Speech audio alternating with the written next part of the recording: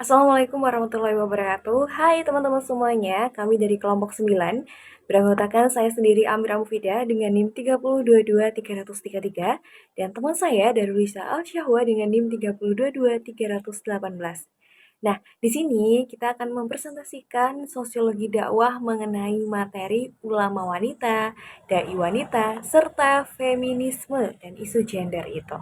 Nah, tanpa berlama-lama lagi, untuk itu langsung aja kita masuk pada materi yang pertama yang akan saya jelaskan.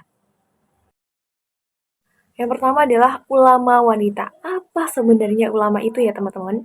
Nah, pemaknaan ulama itu melekat dalam beberapa kualifikasi, yakni kapasitas keilmuan, pengalaman, dan juga akhlak. Kapasitas keilmuan itu mencakup latar belakang keilmuan, mungkin berasal dari pesantren, terus penguasaan kitab kuning, wawasan yang luas, dan layak menjadi rujukan dalam pengambilan keputusan. Sedangkan dalam aspek pengalaman itu meliputi fungsi-fungsi sosial dalam hal penyatuan umat dan pengayoman yang konsisten. Dan pada aspek akhlak itu penekanannya pada karisma, tawaduk, jujur, dan juga amanah. Secara sosiologis, ulama perempuan memang harus diakui ya bahwa ia itu ditenggelamkan oleh pengaruh laki-laki. Nah, hal ini itu sangat berbeda dengan ulama perempuan sebagaimana dicatat oleh sejarah. Penelusuran ulama perempuan diperlukan kerja keras dan penelitian mendalam karena keberadaannya sebuah keniscayaan. Namun, kenyataan sosiologi tersebut dilandasi beberapa alasan. Pertama, eksploitasi terhadap wanita terjadi hampir pada setiap kurun kekuasaan. Kekuasaan itu banyak loh didominasi oleh kaum laki-laki. Sementara peran wanita itu dikesampingkan atau paling tidak posisi wanita hanya sebagai pendamping pria dalam urusan-urusan publik. Nah, yang kedua, keberadaan wanita itu sebagai pelengkap laki-laki. Itu sudah mendapat pembenaran dalam tradisi budaya lokal gitu. Nah, pada masyarakat Sunda sendiri misalnya itu wanita digambarkan sebuah kalimat seperti ini. Dulang tinande, yang artinya itu menunggu dan menerima. Sehingga wanita itu kurang aktif dalam menghadapi urusan-urusan hubungan dengan yang lainnya. Yang ketiga yaitu menjamurnya tafsir-tafsir agama yang memiliki bias gender. Dan kebetulan tafsir tersebut umumnya ditulis oleh kaum laki-laki. Nah, teman-teman, ketiga alasan tersebut tampaknya itu sudah jelas ya dan cukup untuk menenggelamkan posisi wanita dan mengasingkan dari posisi setara dengan laki-laki. Teman-teman, pada era sekarang ternyata kebangkitan kaum wanita tuh mulai mendapat angin segar gitu, terutama kiprah mereka di dunia publik dan intelektual. Ulama perempuan itu telah mendapat dukungan sosial meskipun dia itu harus berjuang dari bawah gitu. Nah, hubungannya dengan posisi ulama wanita yang masih dianggap jarang, lambat laun juga makin menunjukkan gejala yang menggembirakan. Wanita sudah mulai memasuki dunia aktivitas publik seperti politisi, pemimpin ormas, dan lain sebagainya. Pada beberapa hal, gejala demikian merupakan proses sosiologis dan akan terus berlanjut mengikuti perubahan sosial dan kultural hingga merambah dunia peran wanita sebagai ulama. Meskipun demikian, di samping problem sosial historis tersebut, peluang wanita menjadi ulama itu mendapatkan pijakan gitu untuk pengambilan keputusan dalam Islam. Karena yang pertama, Islam itu mengajarkan persamaan antara laki-laki dan wanita dari sisi penciptaannya. Yang kedua, sama-sama akan mendapatkan pahala apabila melaksanakan kebaikan. Dan yang ketiga, wanita juga berpeluang mengemban tugas-tugas kepemimpinan atau bisa jadi pemimpin gitu. Jadi nggak harus selamanya itu laki-laki gitu loh teman-teman. Nah, dalam pandangan Musda, lebih lanjut bahwa peluang wanita untuk menjadi pemimpin indikatornya itu sekarang tuh makin kuat. Terutama ulama perempuan menjadi pemimpin pesantren. Salah satu ulama wanita di Indonesia ia adalah Siti Walidah, ya, istri Kiai Haji Ahmad Dahlan dan pendiri Aisyah, organisasi perempuan Muhammadiyah. Ia berperan besar dalam memperjuangkan pendidikan dan hak-hak perempuan dalam Islam. Melalui organisasi Aisyah, ia mendorong perempuan untuk belajar, berorganisasi, dan berkontribusi dalam kehidupan sosial. Atas jasanya, ia dianugerahi gelar pahlawan nasional pada 1971. Yang kedua adalah Nyai Khairi Hashim, putri Kiai Haji Hashim Asy'ari, pendiri Nahdlatul Ulama. Ia menjadi pemimpin Pondok Pesantren Seblak Jombang serta mendirikan pesantren khusus perempuan pertama di Mekah.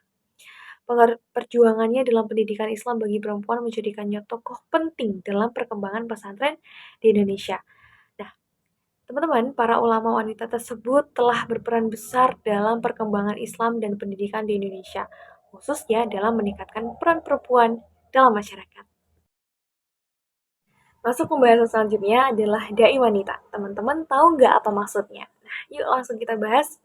Dakwah secara bahasa berarti ajakan atau seruan, sedangkan secara istilah dakwah adalah aktivitas menyampaikan, mengajak, dan menyeru kepada ajaran Islam, baik bentuk lisan maupun perbuatan. Dan dai itu adalah seseorang yang berdakwah atau pelaku dakwanya. Di sini, dai wanita aku bagi menjadi dua, yaitu dai wanita pada zaman Nabi Muhammad dan dai wanita di Indonesia. Dai wanita memiliki peran dan pengaruh dalam membentuk kehidupan sosial, budaya, dan keagamaan dalam masyarakat. Sebagai pendakwah, wanita memiliki posisi strategis loh dalam menyebarkan nilai-nilai Islam, terutama dalam keluarga dan komunitas sosial.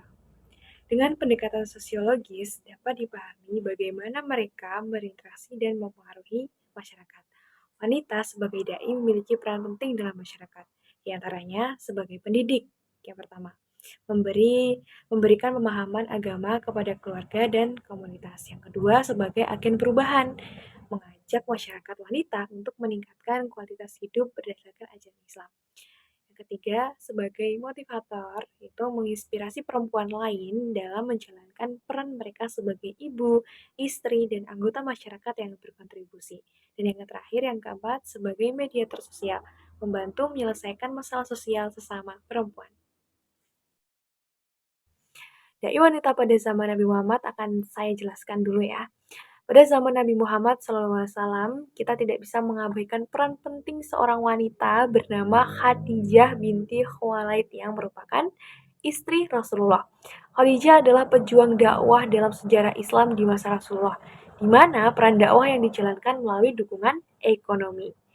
Peran dakwah seorang Khadijah dalam perjalanan Rasulullah telah tercatat sebagai pejuang dakwah wanita dengan totalitas dakwah ekonominya, menopang dakwah dan perjuangan Rasulullah gitu. Dimana ia tidak merasa apa ya bahasanya eman gitu ya teman-teman untuk mengeluarkan hartanya ketika berdakwah sehingga menjadi pribadi paling dermawan dalam dakwahnya Nabi. Khadijah ini tidak memiliki keraguan dalam dirinya untuk berdakwah, apalagi ketakutan akan habisnya harta. Ya, jelas tidak ya teman-teman.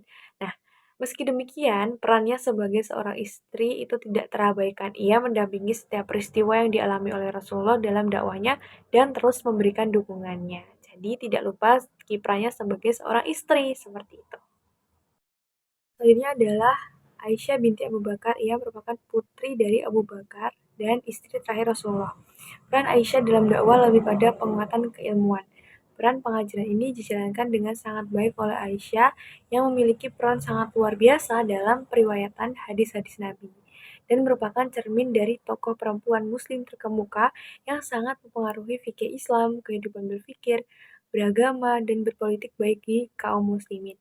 Hal ini menunjukkan bahwa pada zaman Rasulullah, peran perempuan dalam dakwah itu sangat penting, khususnya peran para istri-istri Rasul sebagai ibu dari kaum muslimin, memiliki tanggung jawab yang besar untuk mengajarkan agama dan hukum Islam kepada kaum muslimin.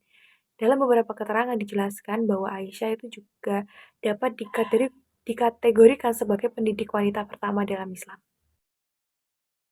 Dari wanita di Indonesia. Dalam konteks Indonesia, setidaknya sudah sejak abad ke-18, saat itu Indonesia masih berada dalam masa penjajahan. Nah, nama-nama seperti Fatimah Al-Banjari yang merintis perjuangan kaum perempuan dalam bidang pendidikan di Kalimantan. Kemudian ada Tengku Fakinah dengan dayanya begitu berkontribusi dalam dakwah di Aceh.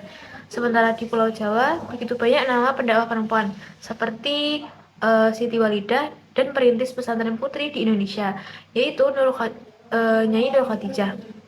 Lahirnya lembaga pendidikan keagamaan atau pesantren untuk kaum perempuan ada berkat jasa pasangan dari Kiai Haji Bisri Syajuri dan juga Nyai Nur Khadijah. Nah, kedua pasangan inilah yang merintis pendidikan khusus perempuan di dunia pesantren. Kiai Bisri Syajuri bersama Nyai Nur Khadijah mendirikan pesantren putri pertama di Indonesia pada tahun 1919 di Jombang. Sebelumnya, pada tahun 1917, beliau berdua mendirikan pesantren khusus untuk santri putra. Nah, Nyai Nur Khadijah itu terkenal disiplin dalam membelajarkan Al-Quran dan juga fikih. Fikih keperempuanan adalah materi wajib yang diajarkan kepada santri putri. Mendidik satu santri perempuan itu bagian mendidik 10 santri putri.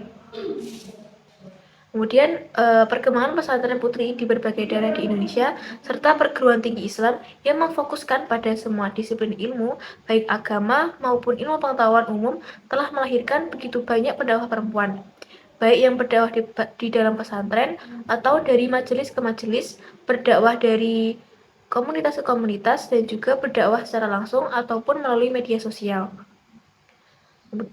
Hal ini tentunya menjadi sebuah fenomena yang menarik di zaman modern ini. Salah satu pendakwah perempuan di Indonesia yaitu ada Ustazah Halimah Al-Idrus, sekaligus penulis yang kelahirannya di Jawa Barat. Saat ini beliau aktif dan sibuk mengajar di berbagai majelis taklim di daerah Jakarta dan juga melakukan rihlah dakwah dan ilmiah di berbagai provinsi di Indonesia, Singapura, Malaysia, dan juga Oman. Ustazah Halimah Al-Idrus ini telah menunjukkan komitmennya dalam berdakwah melalui media sosial dengan cara yang kreatif dan juga inspiratif. Melalui akun Instagram, YouTube, dan juga platform media sosial lainnya, beliau membagikan konten-konten dakwah dan inspiratif yang memiliki nilai-nilai Islam yang kuat. Dan juga selain itu, beliau itu juga mengadakan kegiatan seperti muhasabah, cinta event, dan juga menjalankan bisnis muslimah melalui akun media sosial. Dengan demikian, dakwah Ustazah Halimah di media sosial telah memberikan dampak yang kuat dalam memperkuat iman dan memberikan inspirasi bagi masyarakat untuk memperbaiki diri dan melakukan amal kebaikan. Kemudian dalam perkembangannya, dakwah pada kaum perempuan ini memasuki era baru yang tidak hanya melihat isi materi dakwah, tetapi juga melihat pada figur, fashion, dan juga pembentukan opini pendakwah melalui media sosial. Contohnya seperti Instagram, YouTube, TikTok, dan juga media sosial lainnya. Pada periode ini muncullah pendakwah seperti Ustazah Oki Setiana Dewi yang merupakan pendakwah yang tampil dengan model yang diterima dari kalangan milenial. Awal kemunculan beliau ketika menjadi pemeran utama dalam film bergenre religius Ketika Cinta Bertasbih. Selanjutnya, ia mendalami Islam dengan lebih intens kemudian menjadi penceramah di program televisi, yaitu Islam Itu Indah. Nah, berdakwah itu tak hanya di Indonesia saja, tetapi juga di negara-negara tetangga seperti di Malaysia, Singapura, dan juga Brunei Darussalam. Selain itu, masih banyak lagi pendakwah perempuan yang aktif berdakwah baik di pesantren, masjid, komunitas, dan juga kelompok masyarakat lainnya. Kehadiran pendakwah perempuan inilah menjadi penggerak dakwah Islam untuk menyebarkan nilai-nilai Islam dan juga menyeru dalam kebaikan serta mencegah dari kemungkaran. Kiprah dakwah perempuan dalam gerakan dakwah seharusnya juga tidak meninggalkan kodratnya dan jangan sampai melepaskan tanggung jawab utamanya sebagai pendidik di lingkungan keluarganya. Baik, materi yang terakhir yaitu feminisme dan isu gender. Feminisme adalah paham yang mengatakan bahwa semua manusia, laki-laki dan perempuan itu diciptakan seimbang dan serasi yang semestinya tidak terjadi penindasan antara satu sama lain. Secara umum, feminisme dan gender pada dasarnya itu merupakan konsep yang sederhana di mana perempuan hanya ingin memperoleh keadilan dalam segala hal, terutama dalam pendidikan, bukan untuk melebihi pria dan kodratnya. Paham feminis liberal berprinsip bahwa laki-laki dan perempuan itu mempunyai kekhususan-kekhususan. Namun, paham ini menolak persamaan menyeluruh antara laki-laki dan perempuan. Sementara gender secara bahasa artinya yaitu jenis kelamin. Definisi lain diajukan oleh Nasaruddin Umar bahwa gender adalah konsep yang digunakan untuk mengidentifikasi perbedaan-perbedaan laki-laki dan juga perempuan. Nah, perbedaan yang dimaksud itu adalah kelebihan dan juga kekurangan-kekurangannya. Kemudian dalam Islam, hak-hak perempuan itu sudah dijamin sejak zaman Nabi Muhammad SAW.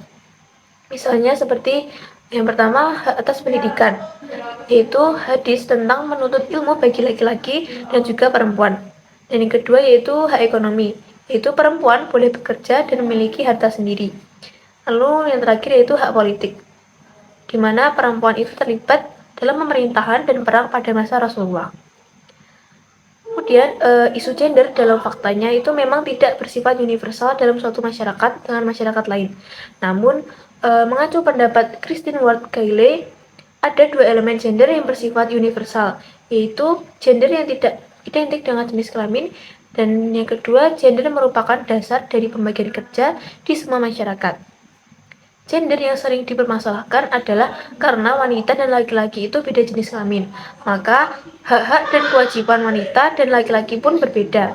Padahal permasalahan gender saat ini tuh sangat kompleks, yang berhubungan dengan persoalan budaya yang dibangun suatu komunitas masyarakat, sehingga bisa dipelihara menjadi suatu budaya yang dianggapnya benar dan menguntungkan pihak tertentu.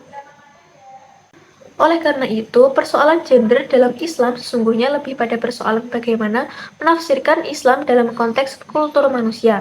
Interpretasi kultural terhadap Islam inilah yang sering menjadi persoalan karena latar belakang budaya manusia. Gagasan kesetaraan gender, meskipun bisa menguntungkan pihak atau setidak-tidaknya dapat memberi harapan terhadap wanita. Dalam praktiknya, banyak wanita yang sulit bangun dari tradisinya. Nah, gerakan dan peran dakwah ini memiliki segmen penting bagaimana menumbuhkan mentalitas perubahan dalam diri para wanita sehingga mereka bisa mendapatkan motivasi dan tekanan psikologis yang kuat untuk melakukan perubahan internal. Nah, perubahan internal inilah yang ada dalam diri para wanita yang dapat dicontoh, seperti yang dilakukan oleh seorang Kartini di Jawa, yaitu dengan menanamkan dan menyebarkan gagasan-gagasan pembebasan wanita dari segala bentuk diskriminasi yang bertanggung jawab. Karena wanita adalah teman sejawat laki-laki, sekaligus melakukan usaha menetralisasi peran-peran khusus wanita secara objektif. Nah, objektivitas wanita itu adalah menempatkan wanita dalam kerangka kewanitaannya sekaligus memberi peluang sama sebagai bentuk pengujian bertahap karena faktor-faktor kultural yang selama ini mengimpitnya. Nah, kebijakan penguasa karenanya harus didorong ke arah yang lebih banyak memberi peluang terhadap potensi-potensi wanita untuk berkiprah pada garapan-garapan publik. Hal ini bisa dilakukan karena melihat sumber-sumber daya manusia karena melihat sumber-sumber daya wanita sudah cukup mapan jika dilakukan regulasi peran lebih objektif dan juga terbuka.